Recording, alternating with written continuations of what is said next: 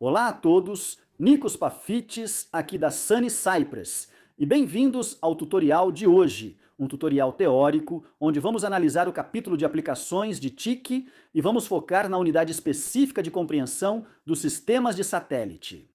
Agora, o capítulo de aplicações de TIC é muito extenso, eu o dividi em vários tutoriais. Se você quiser ver os tutoriais sobre as outras unidades, pode encontrar os links para eles na descrição deste vídeo. E na descrição do vídeo, você também pode encontrar um link para baixar os recursos da apresentação que estou usando neste tutorial.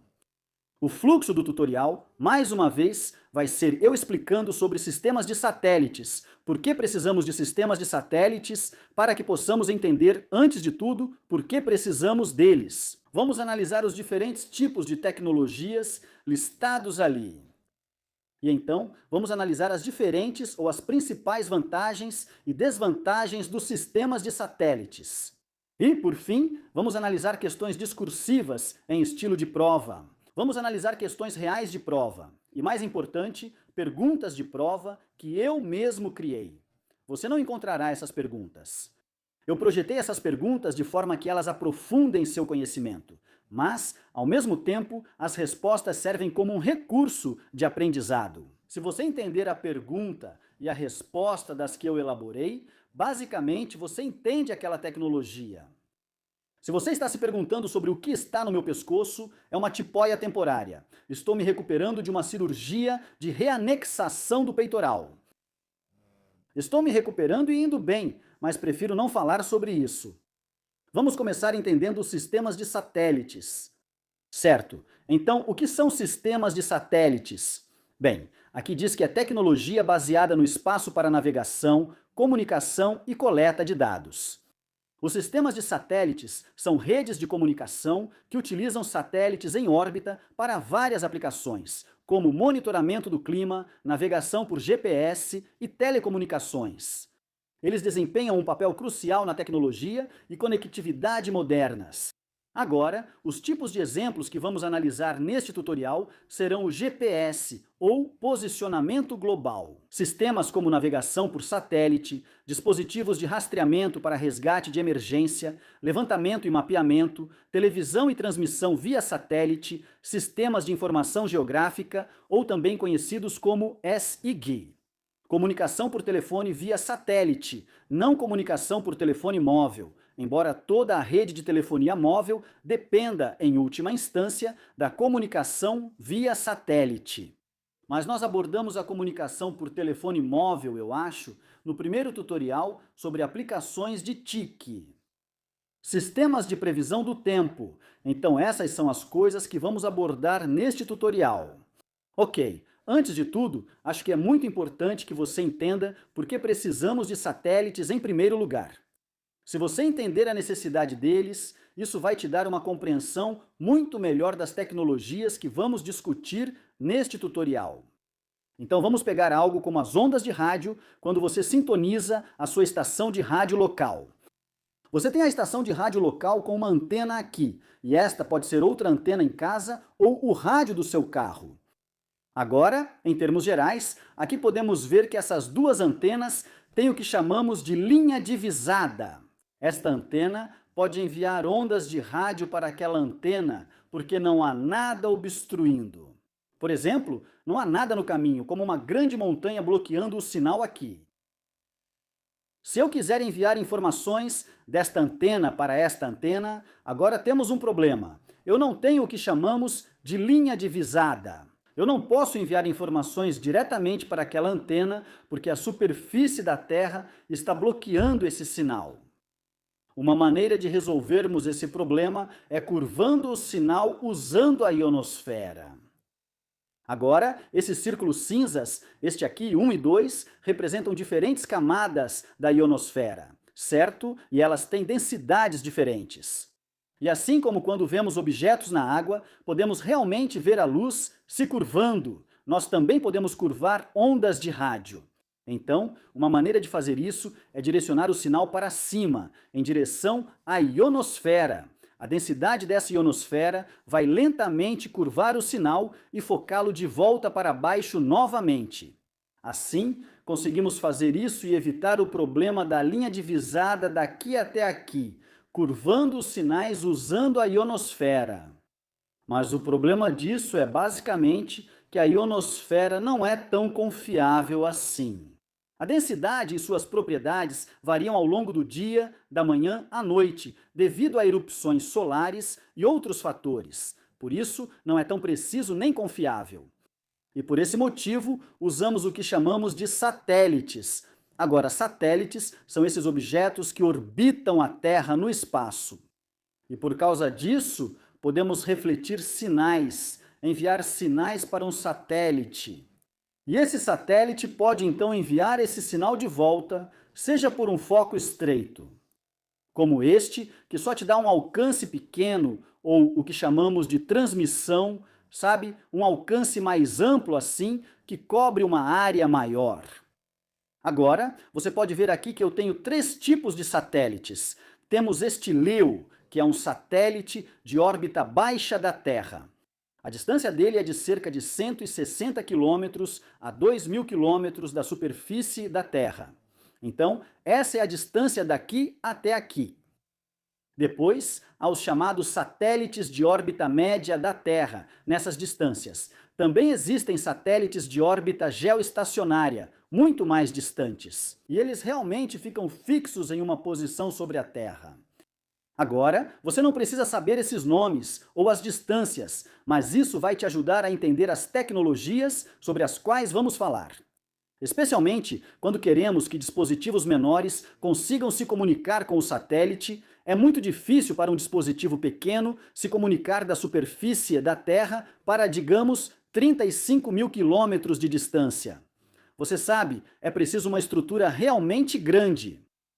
Então, contanto que você entenda esse princípio aqui e por que precisamos dos satélites, agora podemos seguir em frente e olhar para algumas das tecnologias. Vamos começar com o GPS, ou Sistemas de Posicionamento Global. Mas primeiro, precisamos entender como isso realmente funciona, porque muitas pessoas simplesmente não entendem e todas cometem o mesmo erro. Elas pensam que o dispositivo que estão segurando, seja o celular usando o sistema de navegação por satélite, o sistema de GPS ou algum tipo de dispositivo de rastreamento, está realmente se comunicando com o satélite. Não está. Esse aparelho não tem potência nem capacidade para enviar sinais até o satélite. Vimos o quão longe esses satélites estão na nossa breve introdução deste tutorial.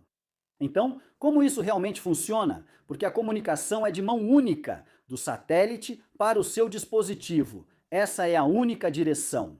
Então vamos entender como isso funciona para que possamos entender como o rastreamento ou os sistemas de navegação por satélite funcionam. Então aqui temos um satélite. A primeira coisa que precisamos saber sobre esse satélite é que ele tem um relógio muito caro e muito preciso. Agora, esse relógio é extremamente preciso, ok? Mas muito, muito caro. Esse satélite vai enviar sinais para a Terra. Em uma determinada área, uma certa área ampla para a qual ele vai enviar. Agora, meu garotinho aqui está segurando o dispositivo de GPS dele. Este dispositivo de GPS está captando os sinais que estão sendo enviados do satélite nesta área aqui. Então, em qualquer lugar desta área aqui, digamos, essa área pode captar sinais daquele satélite específico.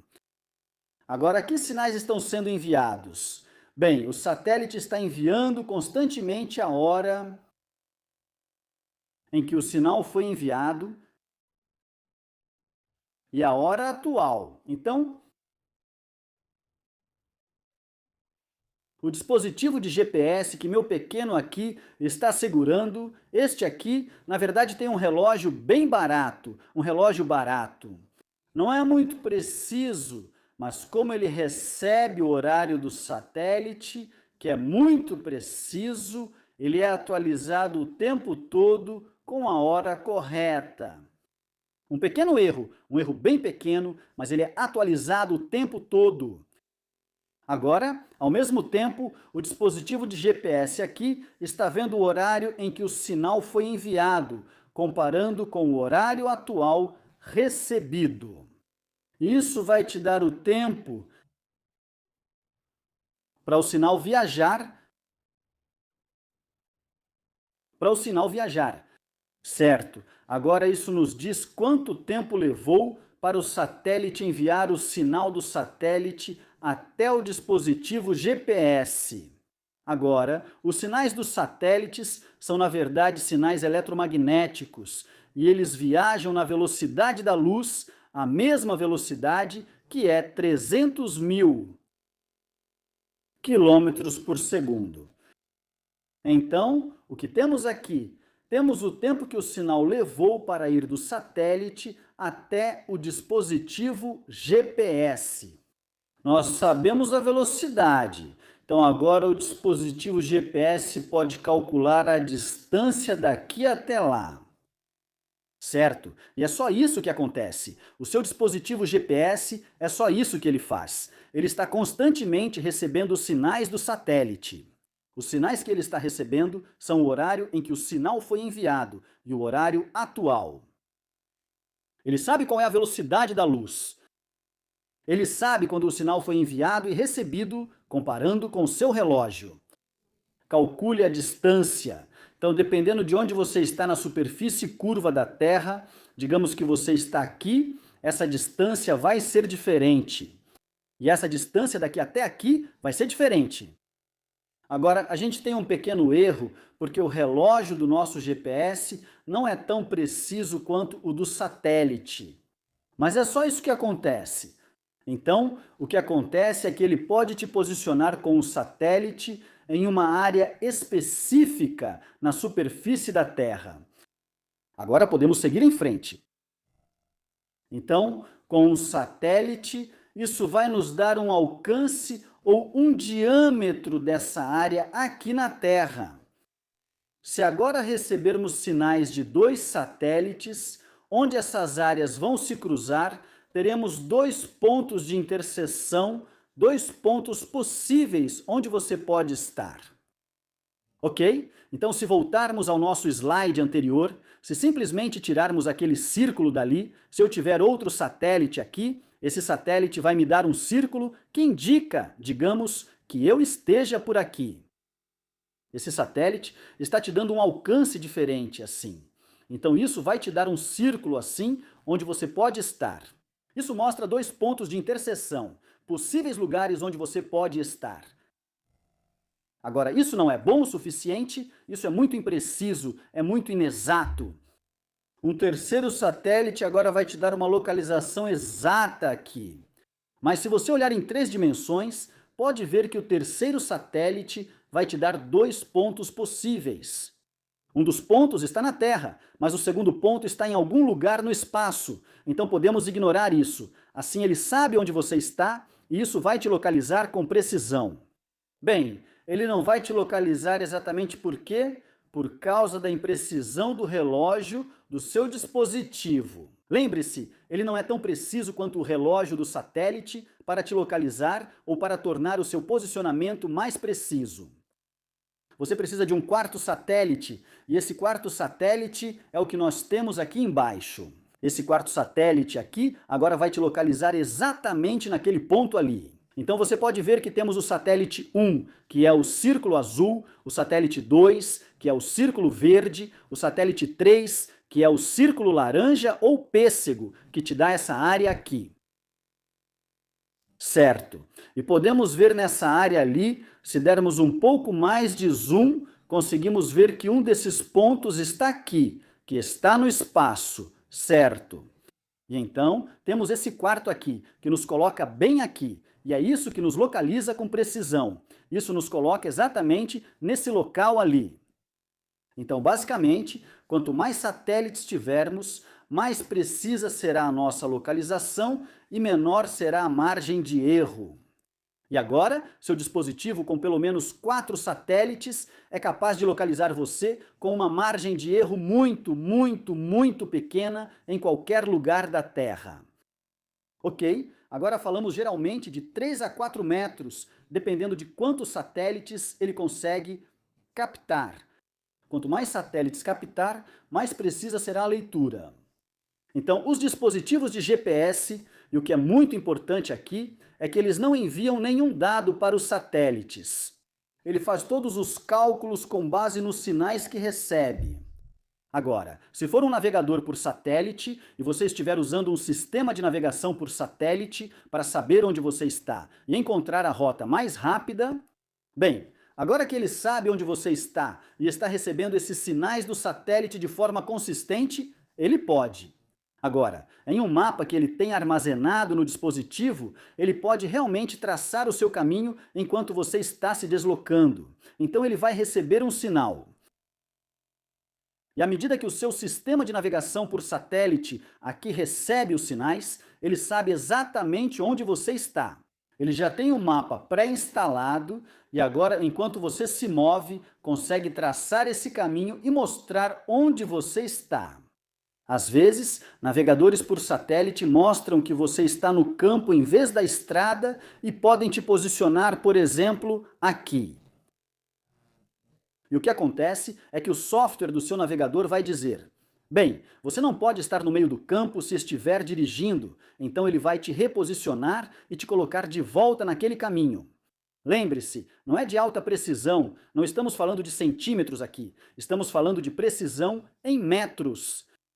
Então, o próprio software vai fazer pequenos ajustes para te colocar de volta no caminho certo. E dependendo de onde ele te encontrar, ele vai te posicionar naquela estrada e mostrar onde você está.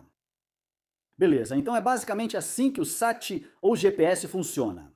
Se isso fosse um sistema de rastreamento, digamos que você tem dispositivos que rastreiam onde você está, é exatamente a mesma coisa. Ele recebe informações dos satélites e essas informações são usadas para identificar exatamente onde você está. É assim que o GPS, Sistema de Posicionamento Global, funciona com navegação por satélite. Seu dispositivo e você, a pessoa usando o dispositivo, estão em um lugar. Você está realmente vendo o mapa e vendo para onde quer ir. E então ele vai sugerir como chegar à posição B, porque o mapa está armazenado nele. Ele sabe onde você está, para onde vai e pode sugerir rotas diferentes. Mas vamos supor, por exemplo, que você tem uma equipe de resgate de emergência e você está, digamos, no central de controle. E você quer ser capaz de ver onde todas as suas equipes de emergência estão localizadas, para onde estão indo, onde estão em tempo real. Bem, como o GPS ajuda com isso? Bem, é exatamente o mesmo sistema. Cada membro da equipe de emergência terá sua própria rastreador GPS em algum lugar com ele. Pode estar no celular deles, em outro dispositivo ou em qualquer coisa. Funciona exatamente da mesma forma. Esse dispositivo que eles carregam vai receber as informações dos satélites, de pelo menos 4 satélites, geralmente mais. Ele vai identificar o dispositivo que eles têm e vai identificar onde eles estão no planeta Terra. E agora ele precisa enviar essa informação para o centro de controle, onde você está e deseja monitorá-los, não se comunica diretamente com o satélite. Como isso ocorre? O que ele vai fazer? Normalmente esses dispositivos vão ter o que chamamos de chip, assim como os que você tem no seu celular para fazer chamadas telefônicas. E então, essa informação de onde você está é enviada, digamos, por um sistema telefônico, pelo sistema de telefonia móvel para a central, ou, digamos, para o centro de controle. E essa informação, quando é recebida desse número, é então mostrada em um mapa no monitor do centro de controle e assim identifica exatamente onde cada pessoa está. Então, o centro de controle sabe exatamente onde todo o pessoal de emergência está, para onde estão se movendo, como estão se movendo, se precisam de ajuda. É o mesmo com uma empresa que pode querer rastrear, por exemplo, onde estão os veículos da empresa, onde estão seus motoristas. Eles deveriam estar no ponto A, mas talvez estejam em outro lugar. Como sabem disso? Novamente, a mesma coisa, um sistema de rastreamento no veículo para cada veículo. Esse sistema de rastreamento recebe informações de pelo menos 4 satélites. Essas informações são então usadas pelo sistema de rastreamento ou pelo sistema de GPS para identificar onde eles estão naquele momento.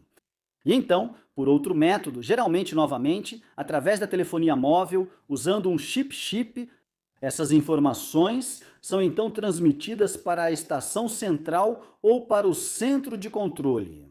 Lá, eles podem ver em um mapa, a partir das informações que recebem, onde cada veículo está, para onde está indo, a que velocidade está viajando, qual rota foi tomada, se fizeram um desvio, porque ele vai rastrear onde eles estiverem. Então, é assim que o GPS pode ser incorporado de duas maneiras diferentes. Uma, o navegador por satélite, onde é você, a pessoa segurando o dispositivo e está tentando ir para algum lugar. E dois, quando o próprio dispositivo, o aparelho de GPS, pode identificar onde está e então enviar essa informação para outro lugar. O uso dessas tecnologias é ilimitado. Certo? Previsões meteorológicas. Você sabe aquelas coisas que sempre prevêem que vai estar ensolarado em Chipre. Brincadeiras à parte, prever o tempo é difícil. É muito difícil e muito complexo. Por isso, os satélites são usados para ajudar na previsão do tempo. E por quê? Bem, porque os satélites estão acima da Terra, eles conseguem obter uma visão de cima das formações de nuvens, das velocidades das nuvens. Câmeras infravermelhas nos satélites podem medir a temperatura da superfície das nuvens, a parte de cima das nuvens, não a parte de baixo. Mas essa informação sozinha não é suficiente. Precisamos de mais informações, e é aí que entram coisas como balões meteorológicos, estações terrestres, estações meteorológicas no solo medindo vento e temperaturas de diferentes locais, aviões meteorológicos, aviões cujo trabalho é voar por aí coletando medições como velocidades do vento, temperaturas, umidade e tudo isso.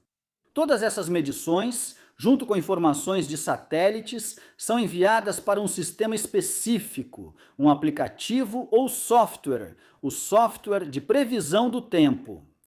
E o que esse software faz é pegar todas essas informações de todas as diferentes fontes que possui, juntar tudo e analisar.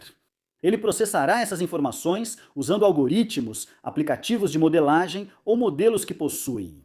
Um exemplo seria quando ele analisa todas essas diferentes medições e verifica no que essas medições resultaram no passado. Por exemplo, que tempo elas causaram no passado? Não é simples, é mais complicado, mas essa é a essência. Então, basicamente, todas as informações de satélites, estações meteorológicas terrestres, aviões e balões meteorológicos se juntam em um só lugar. Esses dados estão lá. Esses dados são processados em um modelo de computador com algoritmos, e com base nesses modelos e algoritmos é feita uma previsão do tempo. E é assim que funcionam as previsões meteorológicas. Certo, o próximo assunto que vamos falar é sobre televisão via satélite. Agora, com a televisão via satélite, o bom é que podemos transmitir ou fazer transmissões ao vivo de eventos como jogos de futebol, shows, eventos políticos ou qualquer tipo de evento. Podemos transmitir isso ao vivo para as casas das pessoas com um atraso mínimo. Gostaríamos de dizer que é em tempo real, mas não é de fato, pois há um pequeno atraso. Mas como isso funciona? Que tipo de satélites precisamos para que algo assim aconteça? Bem, eu gosto desse diagrama aqui, então vou apenas dar um zoom nele. Ok? Olhando para este diagrama, vemos que primeiro temos o evento aqui embaixo, como um jogo de futebol ou um show. E nós temos coisas como uma unidade fixa de transmissão ou uma unidade móvel de transmissão. Nós temos essa pequena van móvel aqui, que está usando câmeras para transmitir o sinal do evento para um satélite de contribuição, ou pode ser um ponto de distribuição fixo em vez de um móvel. Isso está transmitindo o evento que está gravando diretamente para um satélite de contribuição. Então, essa conexão da unidade móvel ou do controle fixo é ponto a ponto. Ambos enviam diretamente ao satélite para um local específico. O conjunto de contribuição. Agora, essas são as imagens brutas. Isso é como está sendo visto agora, em tempo real, no evento. Então, o satélite de contribuição vai enviar o sinal de volta, fazendo a descida do sinal para lugares como estúdios ou redações. E é aqui que pode acontecer alguma edição. Eles podem colocar uma sobreposição, podem adicionar alguma escrita e outras coisas assim. É daqui que ele vai seguir depois de ter sido modificado. De alguma forma, isso vai ser enviado para um satélite de distribuição e o satélite de distribuição vai então retransmitir para pontos específicos. Coisas como empresas de TV ou empresas de TV a cabo, elas vão receber esse sinal. Também pode ir diretamente depois para o que chamamos de DTH, transmissão direta para residências. Então, depois da edição, pode ir direto para o satélite de transmissão direta para residências. E esse é mais um tipo de satélite que não envia de ponto a ponto. Em outras palavras, de um satélite para uma antena parabólica receptora, mas ele vai transmitir para uma área ampla do globo e qualquer pessoa dentro dessa área pode receber esse sinal. E esse é um satélite de transmissão direta para residências. Então você não precisa saber os nomes, contribuição, distribuição e direto para casa. Mas é bom entender que não é apenas um satélite enviando a informação. Ela é enviada de uma unidade móvel ou fixa para o satélite e depois retorna para as casas das pessoas. Ela terá que ser enviada para o satélite. Assim, ela pode então ser enviada de volta para coisas como redações de notícias ou repórteres que vão modificar esse sinal. Isso então é enviado de volta para cima e pode ser distribuído diretamente para residências, que serão pessoas que pagaram a assinatura para receber esse sinal, ou será enviado, digamos, para outros provedores de TV, como a TV a cabo. Agora, alguns alunos já fizeram essa pergunta no passado. Eles dizem: bem, se todo mundo está recebendo o sinal, então por que estão pagando? Bem, o sinal é criptografado. Então, embora todos possam receber o sinal, se estiverem dentro do alcance, naquela área de transmissão onde o satélite DTH está transmitindo, todos podem receber o sinal, mas não conseguem decifrá-lo. Eles não veem a imagem real porque está embaralhada. Então, somente os clientes que pagaram a assinatura terão o receptor de satélite programado para decifrar ou desembaralhar esse sinal e assim exibir uma imagem nítida. Certo, é assim que a TV via satélite funciona. Eu tenho uma breve explicação aqui no topo, então deixa eu dar um zoom aqui. Satélites enviam sinais à Terra por ondas de rádio. Aqui está minha explicação para você lembrar e talvez usarem uma resposta. Agora, ondas de rádio são ondas eletromagnéticas, assim como o GPS são ondas eletromagnéticas, então elas viajam na velocidade da luz. Esses sinais podem ser sinais portadores de alta largura de banda enviadas para provedores de serviço ou sinais de transmissão de ampla cobertura enviados diretamente para as residências, como serviços DTH ou serviços de TV diretamente para residências. Os sinais de contribuição são enviados de locais fixos, como redações ou de unidades móveis que cobrem eventos ao vivo. Esses sinais são transmitidos ou enviados em enlace de subida para um satélite, que os retransmite de volta em enlace de descida para os centros de transmissão. Os centros de transmissão processam o conteúdo e o transmitem de volta para os satélites para distribuição aos provedores de televisão ou diretamente aos telespectadores.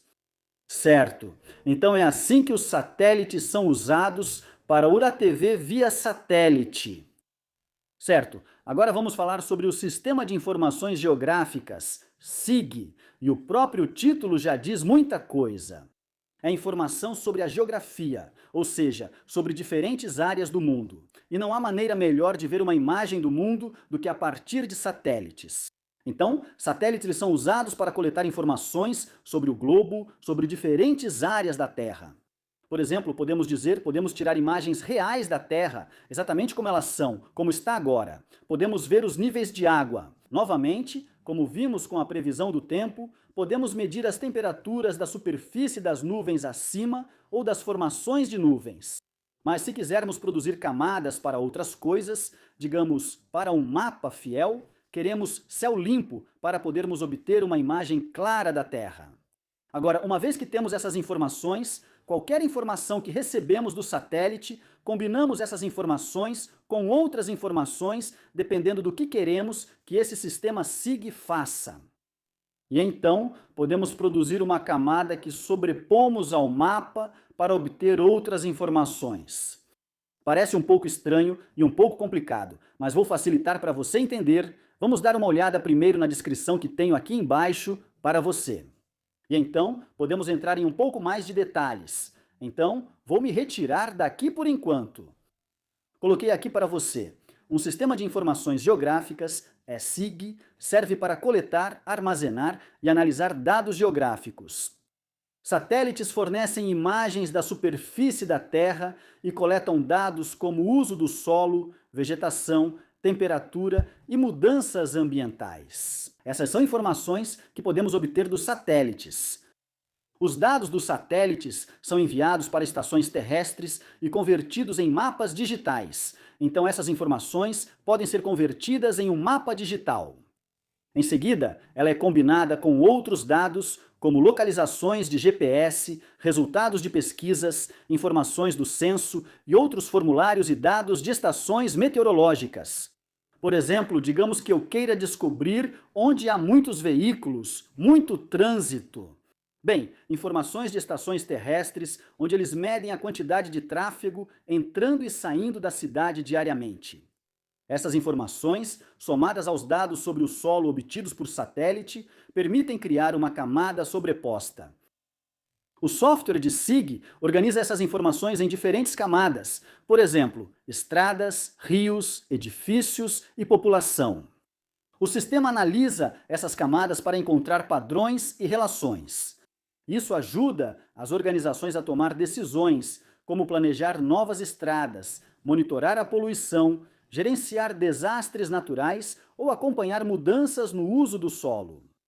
Então, agora que já demos uma breve explicação, vamos dar uma olhada em alguns desses exemplos que separei para você. Vamos começar com o primeiro. Então, deste lado aqui, temos dados de várias fontes, satélites e outras fontes. Depois temos a análise desses dados no SIG. Este é o mapa base aqui, que é essencialmente o mapa ou a imagem que podemos obter de um satélite. E este é o mapa base com uma camada de SIG sobre ele. Então vamos pegar este primeiro aqui, o preto. Temos dados de órgãos de combate ao crime, de delegacias de polícia sobre crimes, os diferentes tipos de crimes, onde foram cometidos e tudo isso. Outras informações relacionadas a crimes que ocorreram, digamos, no ano passado. Pegamos esses dados e então colocamos na análise SIG. E os dados produzem uma camada de mapa, uma nova camada, que podemos então sobrepor ao nosso mapa. E acabamos com um mapa que fica assim, certo? Então, com todos esses dados, agora colocamos um mapa em cima do mapa base e podemos ver aqui as áreas de menor índice de criminalidade até as áreas de maior índice de criminalidade. Então, as áreas de menor índice são as azuis, as de maior índice são as vermelhas e outras como amarelo e verde estão no meio termo. Então, se você está procurando um lugar para, por exemplo, ficar nos Estados Unidos e quer uma área com baixo índice de criminalidade, você deve olhar para essas áreas aqui, que estão todas em azul. Você vai tentar evitar as áreas vermelhas, por exemplo. Aqui está outro que podemos dar uma olhada. O próximo é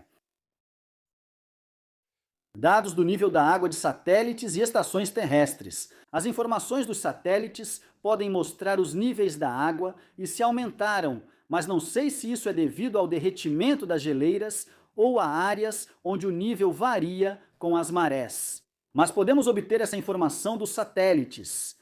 Combinamos isso com informações de estações terrestres, por exemplo, sensores espalhados pelo mundo todo, que medem o nível da água. Todas essas informações são então reunidas. A análise de dados em SIG produz uma camada de mapa. Pegamos nosso mapa base aqui, que é os Estados Unidos, e colocamos sobre esse mapa base a nossa camada de SIG que acabamos de criar. E aqui podemos ver as áreas de alto e baixo risco de inundação. Então, essas que estão em azul escuro são áreas de alto risco aqui embaixo. Eu sou péssimo em geografia, então não me pergunte que área é essa nos Estados Unidos, mas as áreas mais claras, as áreas brancas, essas são de risco muito baixo. Áreas de risco de inundação para enchentes. Pode ser porque estão em uma elevação alta, e talvez esse seja outro mapa que veremos em seguida. Ok? Então isso é bom para planejar, por exemplo, caso haja uma enchente, quais áreas são de alto risco? O próximo que tenho para você é parecido com algo que já vimos, como um software de previsão do tempo. Aqui há dados meteorológicos de satélites e estações terrestres. Então, os satélites podem medir, como dissemos, as temperaturas da superfície no topo das nuvens, formações de nuvens, provavelmente velocidades do vento por causa do movimento das nuvens. Depois, dados de balões meteorológicos, aviões meteorológicos e estações terrestres. Todas essas informações são reunidas de todas as diferentes áreas dos Estados Unidos. Por exemplo, uma análise SIG dos dados produz uma camada de mapa. Aqui está nosso mapa base. E então, quando colocamos essa camada SIG por cima, agora podemos ver as áreas que serão afetadas por calor intenso ou frio intenso, ou pode ser temperaturas ou qualquer outra coisa. Mas aqui podemos ver as temperaturas em Fahrenheit. Então, nas áreas em vermelho ou rosa bem brilhante, isso significa que está muito, muito alto. O amarelo e o verde, essas são temperaturas mais baixas. Então, basicamente, é isso que é a informação de SIG. Tudo o que você precisa saber, essencialmente, são informações de satélites sobre o mundo. Podemos gerar mapas do mundo. Podemos tirar imagens da Terra. Podemos obter informações de satélites, como o uso do solo. Podemos observar os níveis de água. Podemos ver todas essas coisas. Isso, combinado com informações de estações terrestres ou de outras fontes, é reunido. A análise SIG dos dados produz uma nova camada de mapa e nós sobrepomos essa camada de mapa sobre um mapa base do país que você quiser. Aqui está um exemplo que temos. Este é o Google Earth. Certo. E vocês provavelmente todos conhecem o Google Earth. É muito, muito bom. E você pode aproximar bastante. Este é, claro, o ensolarado Chipre. Então, este aqui é o Chipre. Agora, em Chipre, nossa montanha mais alta é o Monte Troodos, e temos o pico, que é o Monte Olimpo aqui. Certo. E este é o Monte Olimpo no Monte Troodos. Troodos fica nesta área. Pronto. E, sabe, só de olhar para isso, você não diria que aqui é o pico mais alto.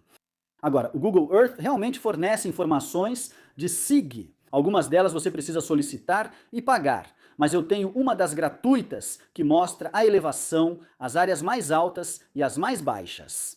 E este é o mapa de SIG agora sobreposto a Chipre. Então podemos ver a legenda aqui. Azul é o nível do solo ou nível do mar. Branco é 4.000 metros de altura ou mais. E aí você tem as áreas intermediárias. Então você pode ver que Chipre é uma ilha e, em geral, é um país de baixa altitude. Não há muitos picos altos. E o máximo que temos é bem aqui, onde está escrito Monte Olimpo, que fica nessa área amarelo-acastanhada, mais ou menos na metade, com cerca de 2.000 metros de altura. E se eu der um zoom, o que vemos são apenas as cores de elevação. Mas se você aproximar, pode ver também o mapa de base por baixo.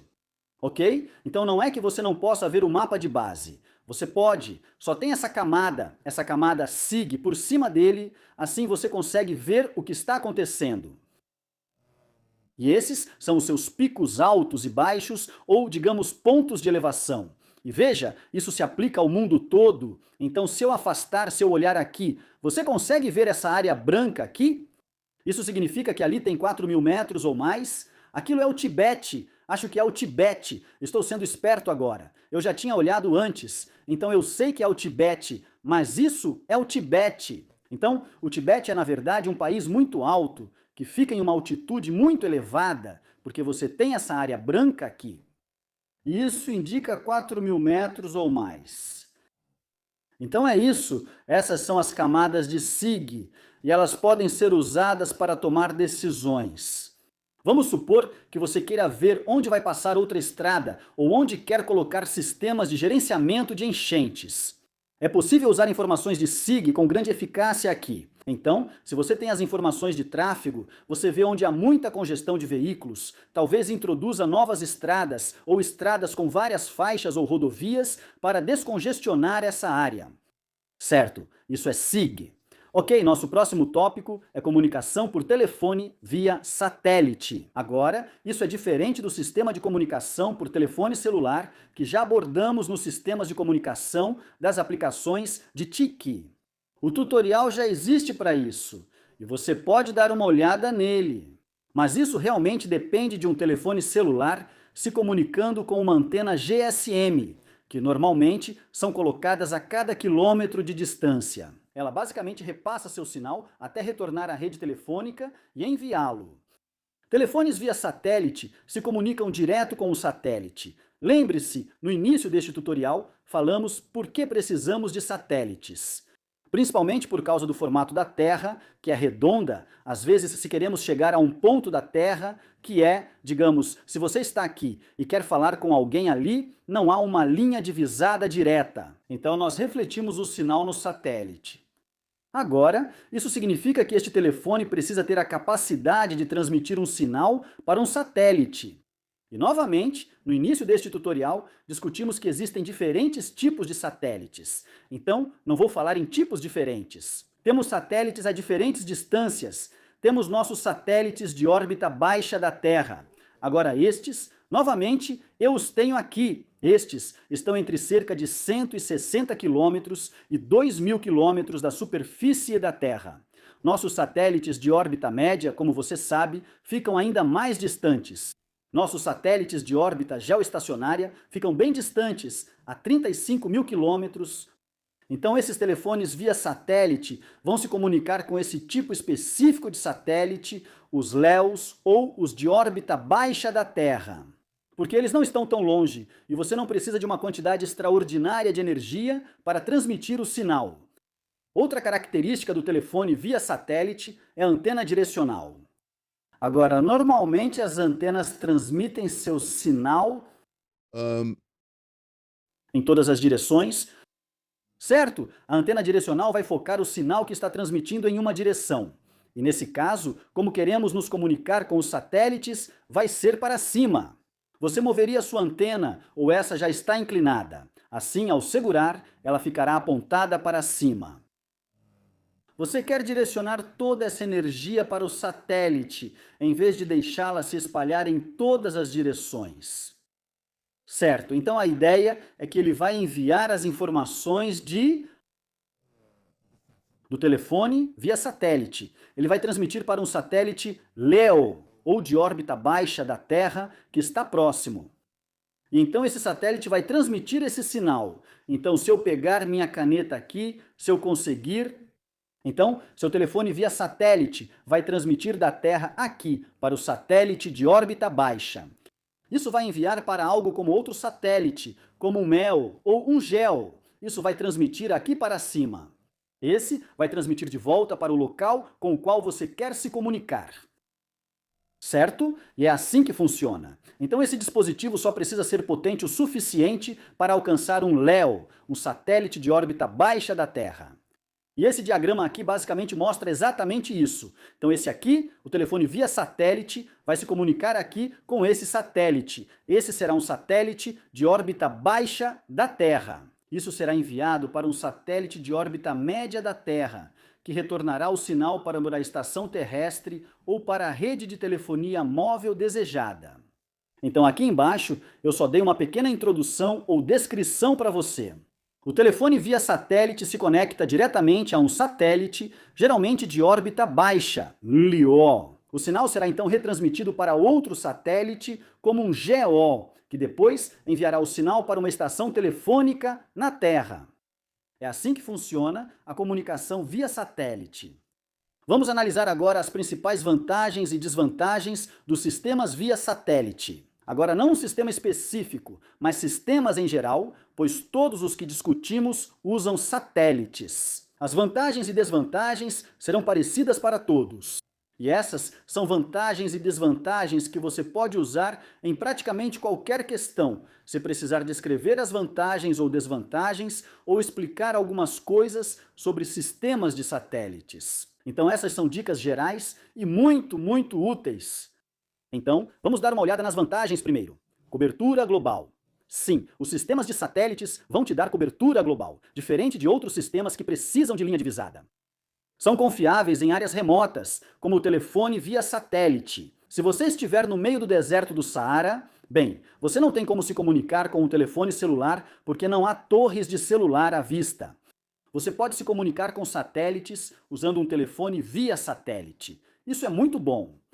Alta capacidade de transmitir grandes volumes de dados rapidamente, graças à alta largura de banda e velocidade. Lembre-se, as velocidades de transmissão das ondas de rádio, que são essencialmente ondas eletromagnéticas, é a velocidade da luz, 300 mil metros por segundo. Múltiplos usuários simultâneos. Muitos usuários podem se comunicar com o mesmo satélite ao mesmo tempo. Basta pensar na TV via satélite. Ela está transmitindo informações ou canais para milhares e milhares ou milhões de residências ao mesmo tempo.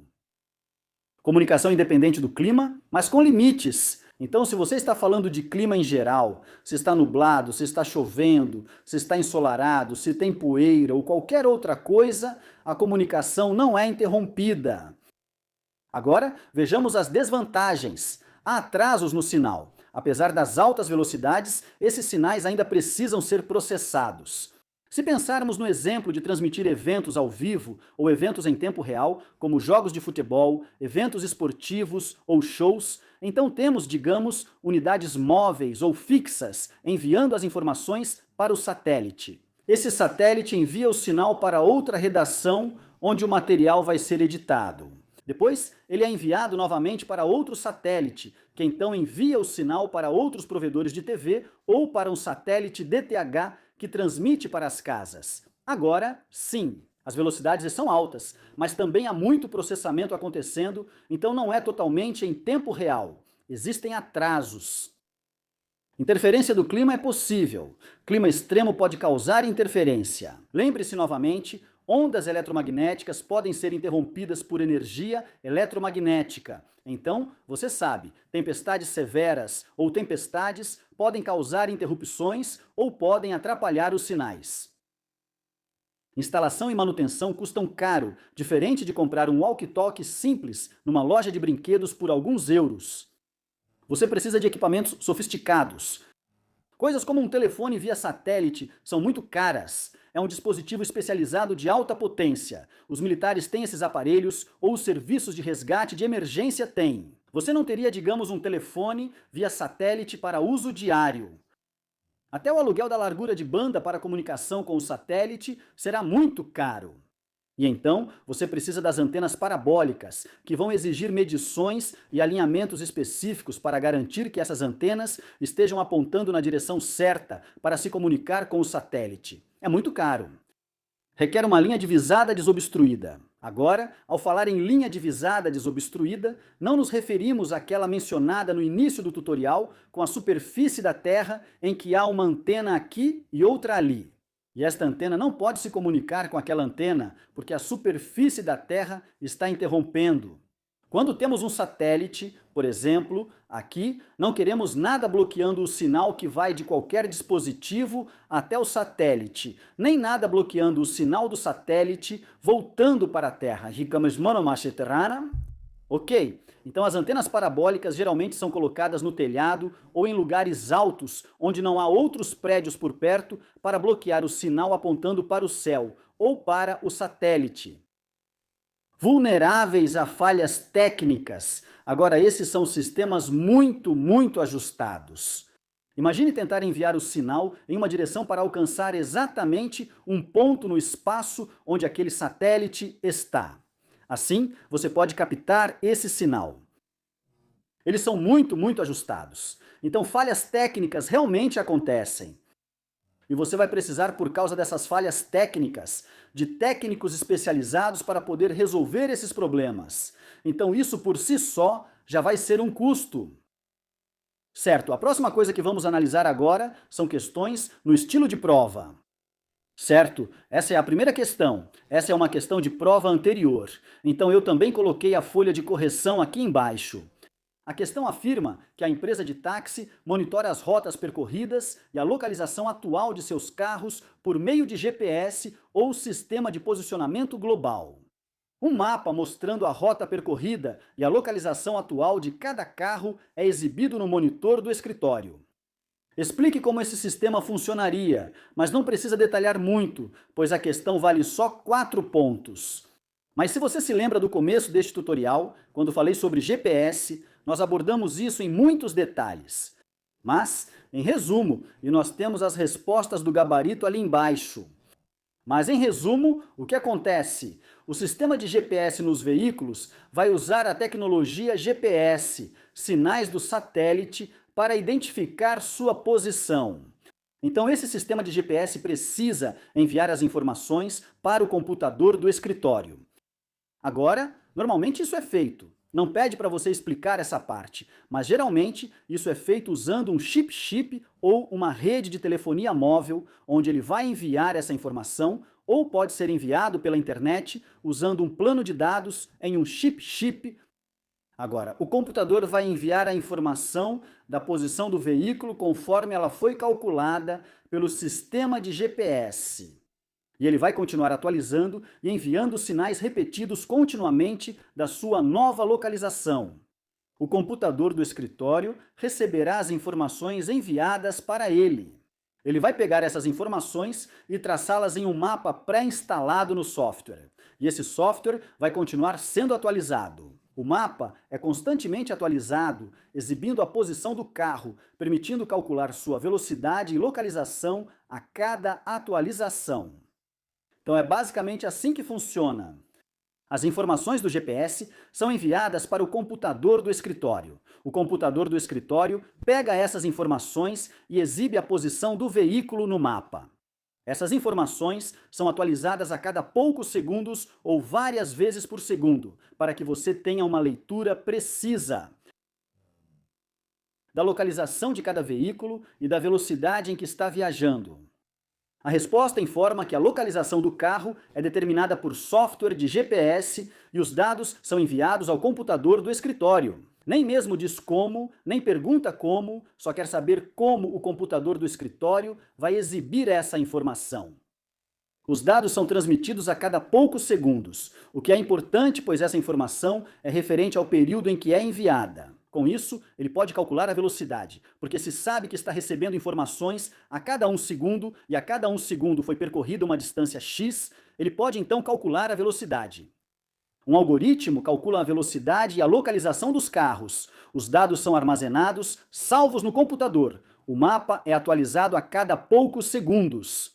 Certo. Segunda pergunta. Os sistemas de posicionamento global têm várias aplicações. Explique como o GPS permite que um smartphone identifique sua localização. Esta é novamente uma questão de exame anterior. A resposta que estava em nossa folha de correção também está aqui. Mas se você se lembra, no começo do tutorial, nós falamos sobre GPS e dissemos: o ponto mais importante que não mencionamos ou dizemos é que o smartphone envia informações para o satélite. Isso é um grande erro. Se você disser isso, mostra que não entende como o GPS funciona.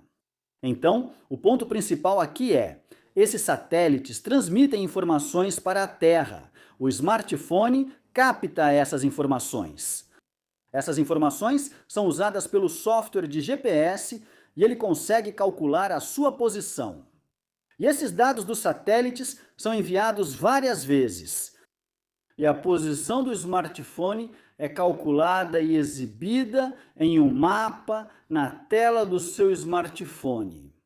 É basicamente isso, você não precisa falar sobre isso, ele envia o horário atual, não precisa dizer isso, ele envia o horário em que o sinal foi enviado. Você deve dizer que vários sinais, ou sinais contínuos, são enviados continuamente do satélite. Esses sinais são captados pelo smartphone, e esses sinais contêm informações que o software de GPS no smartphone pode usar para identificar sua posição. Essas informações são armazenadas no dispositivo e, em seguida, são exibidas em um mapa e mostradas na tela do smartphone. É isso, você não precisa de todas as outras informações que eu mencionei na introdução, aquilo foi para te dar um conhecimento mais aprofundado. Então, novamente, questão de 4 pontos, 4 tópicos únicos, E você respondeu essa pergunta. Agora a pergunta número 3. Essa é uma pergunta que eu elaborei para te ajudar a entender como responder questões longas, como uma de 8 pontos. Mas o segundo ponto, e o mais importante, é realmente entender sobre o que estamos falando, e nessa pergunta em particular é sobre SIG. Então vamos ver essa pergunta. Está escrito aqui: avaliação do risco de inundação. Uma agência governamental está preocupada com o aumento dos riscos de inundação na região costeira. Ela planeja usar um sistema de informação geográfica, NESIG, para identificar as áreas de maior risco e apoiar o planejamento futuro.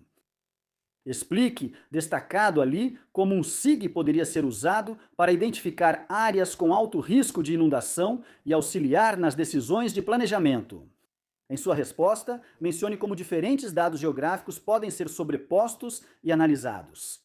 Então aqui queremos explicar como o SIG pode ajudar um órgão governamental. Se preparar para enchentes, tomar decisões apropriadas e planejar suas defesas contra enchentes, ou até mesmo planejar onde construir. Certo, então agora é tudo sobre enchentes e métodos de prevenção. Sem nem mesmo ler minha resposta ainda, nós já discutimos isso. Quando estávamos analisando o SIG, vimos um mapa em camadas das áreas de alto risco de enchente nos Estados Unidos. Agora, novamente, o sistema SIG funciona assim. Em uma explicação bem breve. Informações de satélite, como imagens da Terra, rios, lagos. O que são? Depois de muita chuva, como o terreno ficou naquela região específica, como aquilo ficou.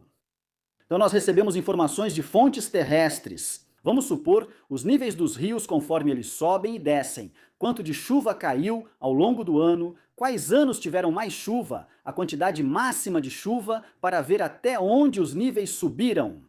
E todas essas informações podem ser colocadas no SIG para produzir diferentes camadas. Por exemplo, uma camada de rios, uma camada de precipitação, e essas camadas podem então ser sobrepostas. Em um mapa base e usando coisas como códigos de cores, podemos identificar as áreas de maior risco, por exemplo. Outra camada pode ser a elevação, como vimos quando mostrei o mapa de Chipre usando pontos de elevação do Google Earth. E a partir daí, podemos ver quais são as. O software de SIG vai identificar as áreas de maior risco de inundação e essas informações podem então ser usadas para basear decisões sobre procedimentos de evacuação, concessão de licenças de construção ou planejamento de sistemas de prevenção de enchentes. Tudo isso, então aqui está a minha resposta. Esta é uma resposta modelo. Não espero que você escreva exatamente como coloquei. Use como apoio para revisar e entender os conceitos. Os dados vêm de estações meteorológicas que medem a chuva, sensores que monitoram os níveis dos rios e imagens de satélite ou levantamentos digitais que mostram a altura do solo. Os dados são então inseridos no SIG, onde são organizados em camadas separadas, com cada camada representando um tipo diferente de dado, como níveis dos rios, chuva ou elevação. Essas camadas são sobrepostas em um mapa base da área e combinadas para ver quais áreas baixas próximas aos rios têm maior probabilidade de inundação. O SIG pode modelar o que aconteceria se os níveis de água subissem e identificar zonas de alto risco, mostrando a relação entre as diferentes camadas de dados. Os resultados aparecem em mapas digitais, geralmente com cores para destacar áreas de perigo. Isso ajuda o governo a planejar defesas contra enchentes, evitar construções em áreas de alto risco e preparar planos de evacuação. O SIG é melhor do que os métodos manuais porque é mais rápido, mais preciso e pode lidar facilmente com grandes quantidades de dados. Então essa é uma resposta modelo, mas o que eu fiz antes, dizendo minha resposta antes de ler isso se parece mais com o seu linha de raciocínio. Você só precisa encontrar 8 pontos diferentes, e isso é realmente fácil de fazer. Se você pensar em satélites, informações de satélites, o mapa base pode ser a elevação, como são os rios, como a água fica depois da chuva, informações de diferentes estações meteorológicas ou outros sensores naquela área. Você já tem 3 pontos só de dizer isso. Essas informações vão para um SIG, que produz diferentes camadas. Aí tem mais 2 pontos. Essas camadas, então, produzem uma camada de cor que vai em cima de um mapa base. Aí tem mais um ponto. E então podemos usar isso para identificar a área de alto risco. Você pode conseguir facilmente 12 pontos sem entender o que é o SIG. Certo. Próxima pergunta é sobre previsão do tempo. Criei esta para te ajudar a entender como responder questões sobre softwares de previsão do tempo. Aqui diz, segurança na aviação. Um aeroporto quer melhorar a segurança dos voos usando um software de previsão do tempo. Então, aqui estamos falando sobre transporte aeroportuário e segurança de voo. Portanto, sua resposta precisa estar focada nesse cenário. Explique quais dados o software precisaria e como usaria essas informações para prever condições climáticas perigosas e ajudar o aeroporto a tomar decisões seguras de voo. Então aqui precisamos falar um pouco sobre o tipo de dados que precisamos e como eles podem ser usados. Então, o tipo de dado, bem, você sabe. Vamos analisar softwares de previsão do tempo. Tenho a resposta aqui, então vou repassá-la e explicá-la ao mesmo tempo, sem repetir duas vezes. O texto informa que o software de previsão do tempo exige dados de satélites, radares e estações meteorológicas terrestres. Então, novamente, as informações de satélite podem fornecer dados sobre coisas como temperatura, o nível da superfície, a parte superior das nuvens, velocidades do vento, formação de nuvens, todas essas informações. Isso junto com dados das estações meteorológicas ao longo da rota do voo. Não queremos apenas estações de uma área específica. Queremos informações das estações meteorológicas e dos satélites, informações de toda a rota de voo, desde onde o avião vai decolar até onde vai pousar, porque estamos pensando na segurança. E todas essas informações vão ser processadas e reunidas em um software de previsão do tempo. Esse software vai então analisar esses dados com algoritmos e diferentes modelos que ele possui. Ele vai então prever ou fazer uma estimativa das condições do tempo e mostrar isso na tela. E provavelmente vai dizer, sabe, o quão perigoso é para esse voo prosseguir e se ele deve ou não continuar. Isso será mostrado na tela e então será determinado se esse voo realmente vai atrasar ou não. Ele afirma que o software armazena e analisa dados para identificar padrões e prever condições meteorológicas perigosas. Pode mostrar resultados em mapas digitais ou painéis, destacando áreas de risco com símbolos ou cores. Assim, o aeroporto pode decidir atrasar, cancelar ou redirecionar voos para garantir a segurança de passageiros e equipe. Certo, usar o software é melhor do que a observação manual, porque ele pode processar grandes quantidades de dados rapidamente, fornecer previsões mais precisas e ajudar em decisões rápidas para prevenir acidentes. Mais uma vez, tudo o que acabei de dizer agora, você só precisa usar seu entendimento e seu conhecimento. 6 pontos é fácil de conseguir se você pensar de novo. Informações de satélite, informações de outras estações, estações base, estações meteorológicas, aviões, aviões meteorológicos, balões meteorológicos.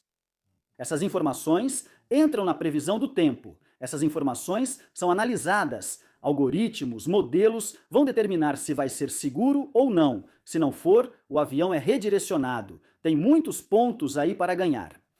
Ok, minha última pergunta é para ajudar você a expandir seu entendimento sobre como aplicar o que aprendeu em diferentes cenários. Essa é sobre internet de emergência para zonas de desastre. Então, temos uma zona de desastre e seja qual for o motivo dessa zona de desastre, não há acesso à internet ou comunicação, algo que até mesmo os serviços de emergência e as pessoas nessa área precisam para se comunicar.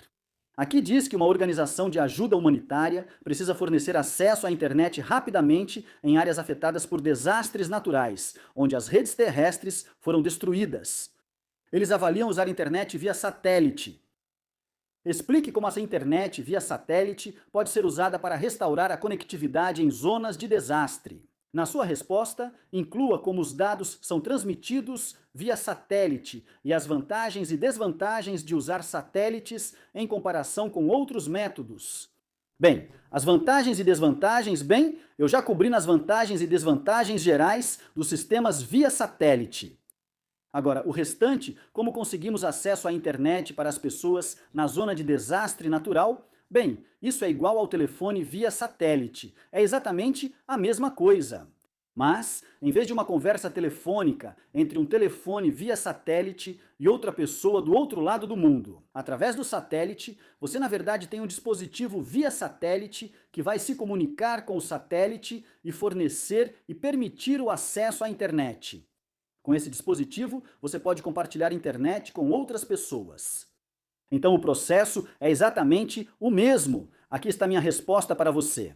Os dados são enviados do dispositivo do usuário através de um canal móvel de envio via satélite.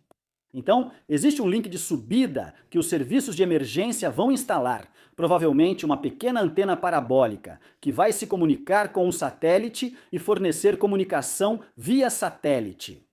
E então, os dispositivos das pessoas podem se conectar através desse link de subida, certo? Para acessar a internet. Então, o link móvel de subida via satélite vai para um satélite, que depois transmite o sinal de volta, por meio do link de descida, para uma estação terrestre conectada à internet. Isso permite que as pessoas na área afetada acessem serviços online, mesmo sem redes terrestres.